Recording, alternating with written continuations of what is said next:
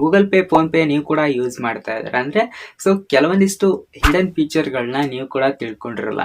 So ನಿಮ್ಮ mobile ನಂಬರನ್ನ ನೀವು ಕೊಡ್ತಾ ಇದ್ರಿ ಇಷ್ಟು ದಿನ. ಸೊ ಇನ್ನು ಮುಂದೆ ನೀವು ಮೊಬೈಲ್ ನಂಬರ್ ಕೊಡ್ದೇನೆ ನಿಮ್ಮ ಒಂದು ಫೋನ್ ಪೇದಲ್ಲಿ ನೀವು ಟ್ರಾನ್ಸಾಕ್ಷನ್ ಅನ್ನ ಮಾಡ್ಬೋದು. ಇದೇ ಹೇಗೆ ಅಂತ ನೋಡೋದಾದ್ರೆ ಸಿಂಪಲ್ ಆಗಿ ನಿಮ್ಮ ಫೋನ್ ಪೇನ ಓಪನ್ ಮಾಡಿಕೊಂಡು ಇಲ್ಲಿ ನಿಮ್ಮ ಒಂದು ಪ್ರೊಫೈಲ್ ಆಪ್ಷನ್ ಕ್ಲಿಕ್ ಮಾಡಿ, ಇಲ್ಲಿ ಮ್ಯಾನೇಜ್ ಪೇಮೆಂಟ್ಸ್ ಆಪ್ಷನ್ ಕ್ಲಿಕ್ ಮಾಡಿದ್ರೆ ಇಲ್ಲಿ ಕೆಳಗಡೆ ಸ್ಕ್ರೋಲ್ ಡೌನ್ ಮಾಡಿದ್ರೆ ಇಲ್ಲಿ UPI ಸೆಟ್ಟಿಂಗ್ಸ್ ಅಂತ ಒಂದು ಆಪ್ಷನ್ ಇರುತ್ತೆ, ಅದನ್ನ ಕ್ಲಿಕ್ ಮಾಡಿ. ಇಲ್ಲಿ ನಿಮಗೆ ಬೇಕಾಗಿರುವಂತ ಒಂದು ಕಸ್ಟಮ್ ನಂಬರ್ ಅನ್ನ ನೀವು ಸೆಲೆಕ್ಟ್ ಮಾಡ್ಕೋಬಹುದು. ಮುಂಚೆ ಎಲ್ಲ ಏನಾಗ್ತಾ ಇತ್ತು ಅಂದ್ರೆ ನೀವು ನಿಮ್ಮ ಒಂದು ಒರಿಜಿನಲ್ ಮೊಬೈಲ್ ನಂಬರ್ ಅನ್ನ ಕೊಡಬೇಕಾಗ್ತಾ ಇತ್ತು. ಇವಾಗ ಏನಾಗುತ್ತೆ, ನೀವು ಯಾವುದು ಒಂದು ನಿಮ್ಗೆ ಬೇಕಾಗಿರುವಂತ ಒಂದು ಕಸ್ಟಮ್ ನಂಬರ್ನ ಇಲ್ಲಿ ಸೆಲೆಕ್ಟ್ ಮಾಡ್ಬೋದು. ಬಟ್ ಇದು ನೆನಪಿರ್ಲಿ ನಿಮ್ಗೆ, ಅಥವಾ 8, 9 ಈ ಒಂದು ಆರ್ಡರ್ ಇಂದ ಇದು ನಂಬರ್ ಅನ್ನ ನೀವು ಇಡಬೇಕಾಗುತ್ತೆ, ಇಲ್ಲಾಂದ್ರೆ ಇದು ಸೆಟ್ ಆಗಲ್ಲ.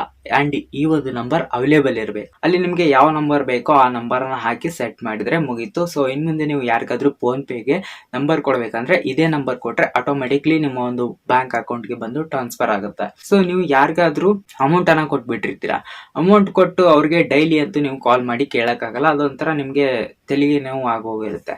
ಇವಾಗ ಏನ್ ಮಾಡ್ತೀರಾ, ಯಾರಿಗಾದ್ರೂ ಅಮೌಂಟ್ ಕಳ್ಸಿರ್ತೀರಲ್ವಾ ಅವ್ರ ಚಾರ್ಟ್ ಅನ್ನ ಓಪನ್ ಮಾಡ್ಕೊಳ್ಳಿ. ಇಲ್ಲಿ ಮೇಲ್ಗಡೆ ಒಂದು ಗಡಿಯಾರ ಸಿಂಬಲ್ ಕಾಣ್ತಾ ಇದೆ ಅಲ್ವಾ, ಅದ್ರ ಮೇಲೆ ಕ್ಲಿಕ್ ಮಾಡಿ.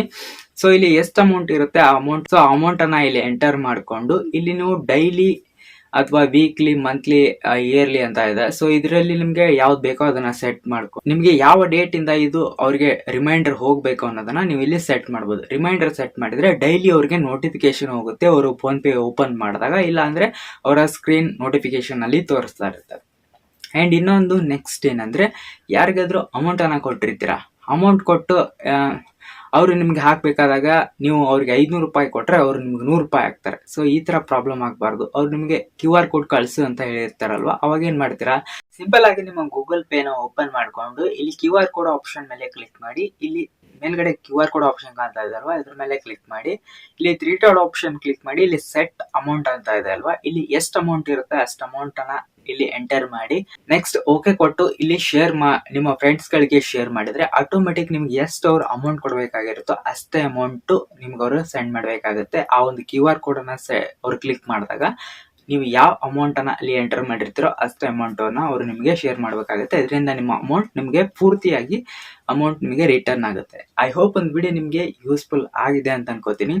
ಇದೇ ತರದ ಟೆಕ್ ಇನ್ಫಾರ್ಮೇಶನ್ಗೆ ನಮ್ಮ ಒಂದು ಚಾನಲ್ನ ಸಬ್ಸ್ಕ್ರೈಬ್ ಮಾಡ್ಕೊಳ್ಳಿ ಅಂತ ಹೇಳ್ತಾ ಸಿಗೋಣ ನೆಕ್ಸ್ಟ್ ವಿಡಿಯೋದಲ್ಲಿ.